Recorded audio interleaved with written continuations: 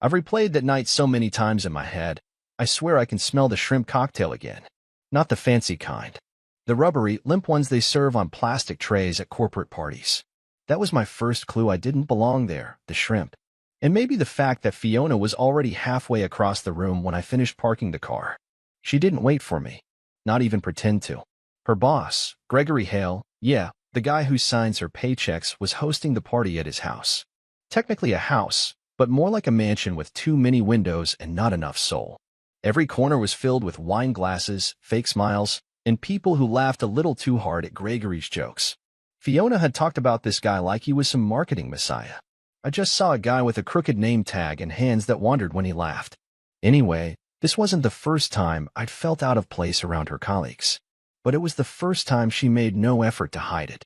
The second I stepped inside, she waved from a distance, not the warm kind of wave your wife gives when she's happy to see you. It was the kind you give your Uber driver when you're pretending to be nice. That hurt. But I smiled anyway. That's what I do. I make excuses. I let things slide. So I tried to blend in. I chatted with a guy from accounting who told me about his gluten intolerance for 15 minutes. I sipped wine even though I hate wine. I looked for Fiona, and when I finally spotted her, she was standing so close to Gregory that their drinks were touching. He whispered something to her, and she threw her head back laughing. She touched his arm. That wasn't the Fiona I knew, or maybe it was, and I just didn't want to believe it. I approached her twice that night. The first time, she introduced me as Caleb, my husband, like I was her mailman. The second time, she told me she'd be working the room, and that I could grab a drink or whatever. So I did. I grabbed two. Then I grabbed my coat. I left without saying a word. I wasn't trying to be dramatic. I just couldn't take it anymore. And 5 minutes later, my phone buzzed. A single text. Just one word. Come. No punctuation. No context. No apology. And that, I guess, is where this story really begins. When I got that text, come, I stared at it like it was written in another language. No punctuation, no please, no explanation. Just the kind of message you send to a delivery guy, not your husband who just walked out of your boss's party because you pretended he was invisible. I stood on the sidewalk outside Gregory Hale's monstrous house with my coat half on and half off, debating whether I should go back in. I looked ridiculous, I knew it. But I hesitated, because despite everything, some pathetic part of me still clung to the hope that maybe she noticed. Maybe Fiona had felt my absence. Maybe she realized she'd crossed a line. So I went back. The front door was cracked open. I could still hear the sound of jazz music and clinking glasses. When I stepped inside, no one noticed. No one ever does. But Fiona was nowhere in the crowd. That text wasn't meant for me to find her in the living room. It was an invitation, or maybe a command, to something quieter. I wandered down the hallway where coats hung sloppily on hooks and half-drunk glasses of wine sat abandoned on window ledges.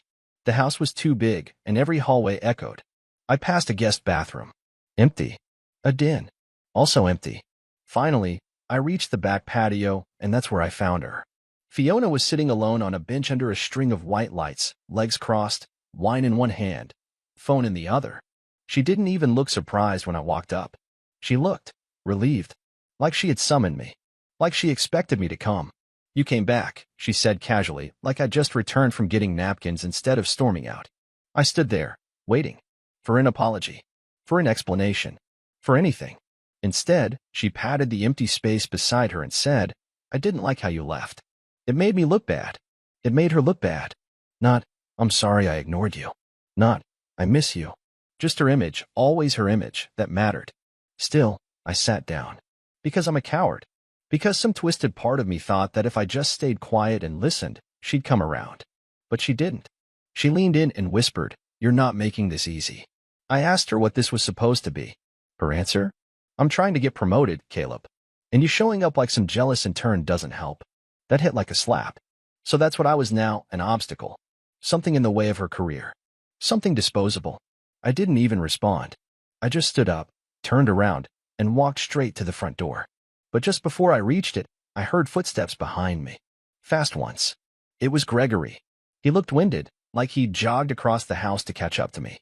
He smiled, not in a friendly way, more like a cat that just cornered a mouse. And then, with a voice so smug I can still hear it clearly, he said, She's really good at what she does, huh? Total team player. He winked. I said nothing. I couldn't.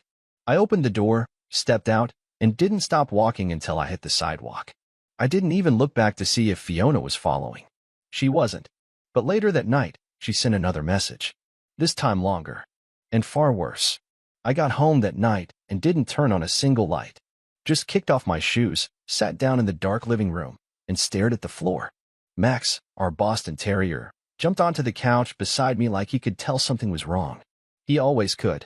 Dogs are weirdly intuitive like that. My phone buzzed in my jacket pocket, and I just sat there for a minute, frozen. I already knew who it was, but part of me hoped it was anyone else. It wasn't. Fiona had sent me a second text. Please don't do anything stupid tonight. We'll talk tomorrow. That was it. Not, I'm sorry. Not, I love you. Just a condescending message that made it sound like I was some ticking bomb, some emotional liability she had to manage like a client account. And what killed me more than anything was how calm she sounded. Like none of this had even touched her. I didn't reply. I didn't know what to say. I didn't even know what I felt. Anger? No. I wasn't angry. I was humiliated. And numb. Utterly numb. I kept playing Gregory's smirk over in my head. The way he winked, like he knew something I didn't. And Fiona's voice. I'm trying to get promoted. I sat in that silence for what felt like hours. Max eventually dozed off beside me, his chin resting on my leg. That little bit of warmth was probably the only thing keeping me from breaking apart completely. At some point, I must have fallen asleep on the couch because the next thing I knew, sunlight was bleeding through the blinds and my phone was buzzing again. This time it was a call. I let it ring.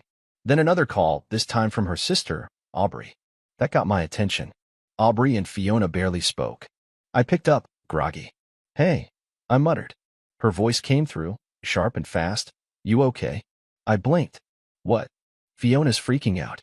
She said you stormed out of the party. Said you might be reactive. What's going on? I felt something boil up in my throat. Not anger, not sadness, just this deep, bitter disbelief. She had made me the villain in her story. Turned her coldness into my volatility. I laughed, not because it was funny, but because it was so absurd that I couldn't process it any other way. I'm fine, Aubrey, I said. Tell her I'm not doing anything stupid. I'm just done pretending. I hung up before she could ask what that meant. That day, Fiona didn't come home until almost 2 p.m. No explanation, no call ahead, just walked in like it was any other Saturday. She still had her party dress on, though it was wrinkled now, and missing one of the earrings she'd worn. She looked at me with that tight-lipped expression she reserved for when she wanted to seem composed, but was boiling underneath. We need to talk, she said. I didn't answer. I just nodded, sat down on the edge of the couch, and waited for her to speak. And what she said next changed everything. Because it wasn't about us. Not at first. It wasn't about our marriage, or my feelings, or even the way she'd humiliated me the night before. It was about Gregory. About the opportunity he'd offered her. About the conditions attached. And about what she had already agreed to. I sat there on the edge of the couch, hands clasped so tightly they were turning white, while Fiona paced the living room like a lawyer rehearsing for trial. She wasn't looking at me. Not really. She was talking to herself, trying to frame it all in a way that would make it seem reasonable. Justifiable. Maybe even noble. He offered me a position, she said, wringing her hands. Vice President of Marketing. It's a massive jump, Caleb. It's what I've been working for years. I said nothing. I just watched her as she started to unravel. Her voice cracked on the word years like she wanted me to feel bad for her. As if that explained everything. As if ambition made betrayal less disgusting. And he made it clear, she continued, hesitating only a second too long, that he wants loyalty. He wants commitment. He wants someone willing to be flexible. I knew what she was trying to say without saying it. And it made my stomach twist into knots. My own wife, the woman who once held my hand during thunderstorms because she hated the sound of thunder, was now standing in front of me, justifying selling herself to her boss and dragging our marriage through the mud in the process. All for a title and a corner office. I wanted to scream. I wanted to shake her, to make her see what she was doing. But instead, I just sat there, blinking at her like an idiot, trying to hold myself together. You're not hearing me, Fiona said, a sharpness creeping into her voice. This is for us. This is for our future. Do you think I wanted to play nice with him? You think I wanted to dance on his arm all night? Smile at his jokes? I opened my mouth. Nothing came out. Because I didn't even know where to start. She took my silence as permission. She sat down across from me, not close, not touching, like there was a canyon between us now. It's not emotional, she said. It's strategic. Strategic. Like our marriage was a chessboard and I was a pawn she was willing to sacrifice. Finally, I found my voice. Quiet. Almost too small to be heard. Did you? I couldn't even finish the sentence. I didn't want to hear the answer. But she answered anyway. Of course she did. No. Not yet. Not yet. The words hung between us like smoke. She hadn't betrayed me yet, but the idea was already alive, breathing, growing. She was already mentally making the trade. Dignity for advancement, vows for validation. And the worst part? She looked at me like she expected me to understand. To nod and pat her hand and tell her it was okay, that it was for our future. Instead, I stood up.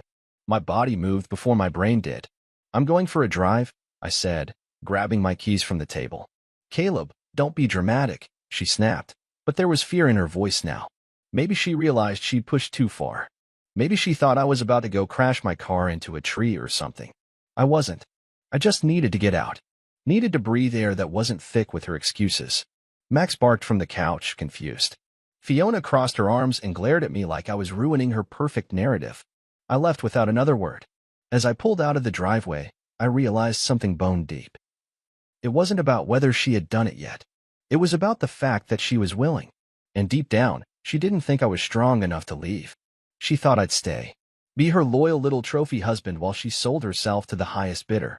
That was the moment, the exact second, I decided I wasn't going to give her that satisfaction. Not now.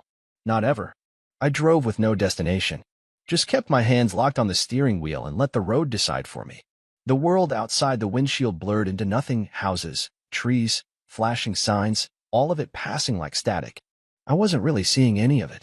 I wasn't even really driving. It was like my body was on autopilot while my mind tried and failed to stitch itself back together. I ended up parking in front of an old diner on the edge of town. The kind of place where the vinyl booths are cracked and the coffee tastes like it's been brewing since Nixon was president. I didn't care. I just needed somewhere quiet, somewhere Fiona wasn't.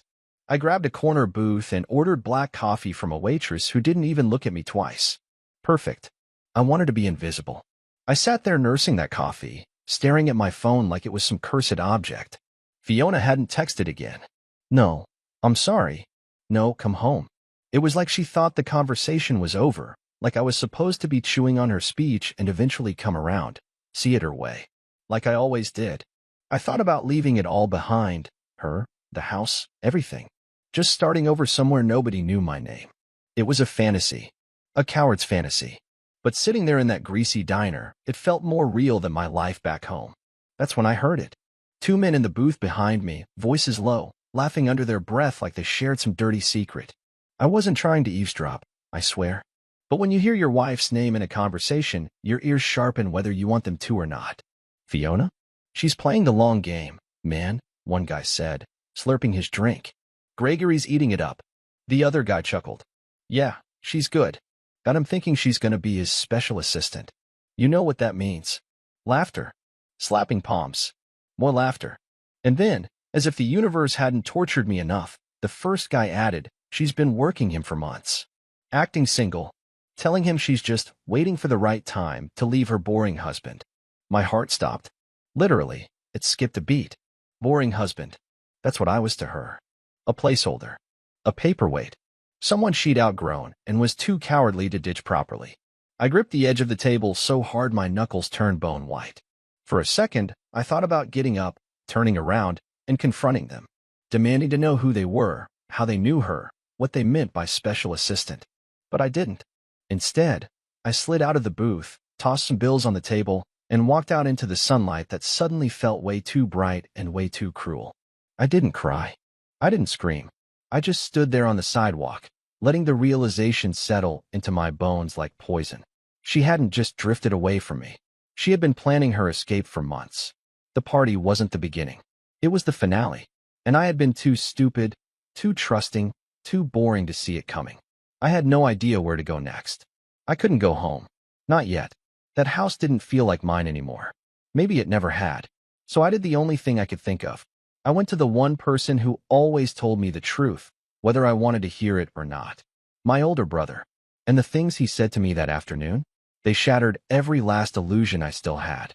When I pulled into Jonah's driveway, He was already outside, standing by his beat-up truck, a beer in one hand, looking like he expected me. Maybe he did. Jonah's like that. Always had this sixth sense about when things were about to blow up. And looking at me that day, I must have looked like I was walking wreckage. I didn't even say hi, just leaned against the side of his truck, arms crossed, heart hammering against my ribs. He tossed me a beer. I caught it without thinking and cracked it open even though I didn't want it. It gave my hands something to do other than shake. "So," he said after a long minute, "you finally woke up." I flinched like he'd slapped me. "What's that supposed to mean?" Jonah shrugged, unbothered. "It means you've been playing house with a woman who's been halfway out the door for years. You just didn't want to see it." I wanted to argue, to defend Fiona, to defend myself, but I couldn't. Because deep down, I knew he was right. I knew it from the way Fiona stopped asking how my day was. From the way she started dressing up more for work events and stopped leaving sweet notes on the fridge. From the way she talked about Gregory with stars in her eyes like a teenage girl crushing on a boy band. I just didn't want to admit it. Jonah took a long pull from his beer, watching me with eyes that missed nothing. "She chose," he said finally. "She chose ambition over loyalty, pride over partnership. You were just background noise to her climb." I swallowed hard. The words hurt because they were true, and because Jonah didn't say them with malice. He said them like a man reading the weather report. It just was. "What do I do?" I asked, hating how small my voice sounded. He didn't even hesitate. "You leave." I shook my head automatically, the way you do when someone suggests something so big your brain can't process it. "It's not that simple." "Yes, it is," he cut in, his voice sharper now. "It's that simple, Caleb. It's just not easy." I stared at the ground, feeling 12 years old again, like I'd just been scolded for breaking a window. "I can't just walk away," I mumbled. "We built a life together. A house. A future." Jonah leaned closer, lowering his voice like he was letting me in on a secret nobody else knew. "You didn't build a life with her. You built it around her. There's a difference." That hit me harder than anything else. Because it was true. Everything in our life, the house, the vacations, the stupid Pinterest perfect photos on the fridge, it had all been curated around Fiona's dreams, Fiona's needs, Fiona's ambitions. I was just there, supporting cast. Jonah straightened, tossing his empty beer can into the trash with a clatter. "You need to figure out who you are without her, before she finishes hollowing you out." I nodded slowly, feeling something heavy and painful settle into place inside my chest. Not rage, not even sadness. Resolve. It was like realizing you've been standing in a burning house for years without even smelling the smoke, and finally deciding to walk out the front door. I drove back toward our neighborhood just as the sun was setting, the sky bleeding orange and purple across the horizon. I wasn't going home to fight. I wasn't going home to beg. I was going home to finish it. But when I pulled into the driveway, something strange was happening. There were two unfamiliar cars parked out front, and voices, loud, frantic voices, coming from inside the house. Something had happened while I was gone, and whatever it was about to change everything. I sat in my truck for a few seconds, engine still running, listening to the chaos coming from inside the house. Raised voices, the thud of something heavy being dropped, a door slamming. For a heartbeat, I wondered if I should even go in. Maybe it was better to just keep driving, disappear, leave Fiona to her disaster. But then I thought about everything I'd swallowed for the past 7 years, every smile I forced, every time I made myself smaller just so she could shine, and I realized, no, I needed to see this through. I needed to see it with my own eyes. I killed the engine, shoved the door open, and marched up to the front door without bothering to knock. The second I stepped inside, it was like stepping into a storm. Fiona was in the living room, mascara streaked down her face, pacing back and forth like a cornered animal. 2 men in expensive suits were standing by the couch, looking uncomfortable as hell. One was Gregory Hale, her precious boss, and the other was some slick-looking guy I didn't recognize. Everyone froze when they saw me. For a moment, the whole world went silent, like the house itself was holding its breath. Fiona's mouth opened and closed, but no sound came out. Gregory was the first to recover. He stepped forward, smoothing his jacket like he could iron out the tension in the room. "Caleb, right? Maybe you should." I cut him off with a look. I didn't say a word. I didn't have to. Whatever they thought they were doing here, it was about to get dragged into the light. Fiona took a shaky breath, I was going to tell you, she said, her voice cracking. I just needed more time. Tell me what? I asked quietly, stepping fully into the room now. Gregory shifted uncomfortably. This is a legal matter now. Fiona's actions have put her in a difficult position. I narrowed my eyes. What actions? That's when the other man, the one I didn't recognize, spoke up. Your wife forged company documents, Caleb. Financial records. To make it look like she closed deals she didn't. The room spun for a second. I had expected betrayal. Emotional betrayal. But this was criminal. Fiona's face crumpled. I had to, she whispered. You don't understand. Gregory said I needed numbers. Results. I couldn't wait. Gregory raised his hands defensively. I never told her to forge anything. I could see it then. Clear as day. Gregory had dangled a carrot in front of her, knowing full well she'd do anything to grab it. Then the second she got her hands dirty, he stepped back, washed his hands, and let her drown. I stared at Fiona. Really stared at her. And for the first time in years, I saw her without the rose-colored glasses. She wasn't the woman I fell in love with. She wasn't even a stranger. She was a warning. A cautionary tale. And the sad thing was, even now, part of her still thought she could talk her way out of it. Fix it. Spin it. This can still work, she said desperately, stepping toward me. We can get through this. If you just stand by me. I took a step back. Not out of anger. Out of sadness. There was no we anymore. The man I used to be, the one who would have fought for her, no matter how dirty she played, he was already dead. I'm not going down with you, Fiona, I said softly. Not this time. Her face crumpled completely then. But I didn't stay to watch her fall apart. I turned around, walked out the door, and didn't look back. Outside, the evening air felt cold and clean, like a baptism. For the first time in years, I could breathe. But this wasn't over yet. Because I still had one last thing to do before I could finally close the chapter on Fiona for good. And it was going to hurt her in a way she never saw coming. I didn't sleep that night. I couldn't. I drove aimlessly through the city, past places that used to mean something. The park where Fiona and I had our first real date. The coffee shop where we used to sit for hours, laughing about nothing. Every street felt haunted by a ghost version of us, a version that never really stood a chance. By the time the sun started creeping over the horizon, painting the sky a tired gray, I knew what I had to do. I went home, not to fight, not to beg, not even to talk. Just to gather the few things that still belonged to me. I packed quietly. A duffel bag, some clothes, Max's leash. I didn't take anything we bought together. It didn't feel like it was mine anymore. Fiona wasn't there when I returned. She was probably dealing with Gregory, or lawyers, or maybe just hiding. It didn't matter. I left my wedding ring on the kitchen counter. No note, no speech.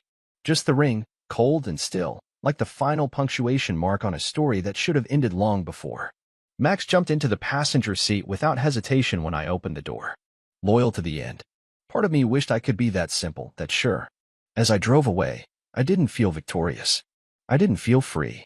I felt hollow, like a house after the furniture's been stripped out, still standing, but echoing and empty. In the weeks that followed, I moved into a small apartment across town. It wasn't much, but it was mine. Quiet, bare walls, second-hand couch. No photos of fake smiles. No heavy silences. Just space to breathe. I heard through mutual friends that Fiona lost her job. Gregory denied everything. She tried to fight back, but the company cut her loose fast, quicker than I thought they would. She didn't even get a severance. Just an email and a security escort to the door. For a while, she tried to reach out. Texts, emails, even a handwritten letter, begging for forgiveness, promising she could be different, that she'd been scared, desperate, lost. But the thing was, I wasn't angry anymore. I just didn't care. Sometimes, I wonder if that's worse. I didn't block her. I didn't scream at her. I just didn't answer.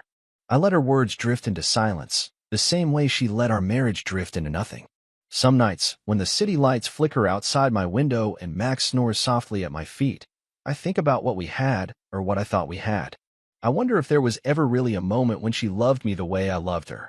And if there was, when exactly did it end? Was it at Gregory's party? Or was it long before, on some random Tuesday, when I was too busy trusting her to notice she had already let go? I guess I'll never know. And maybe that's the saddest part.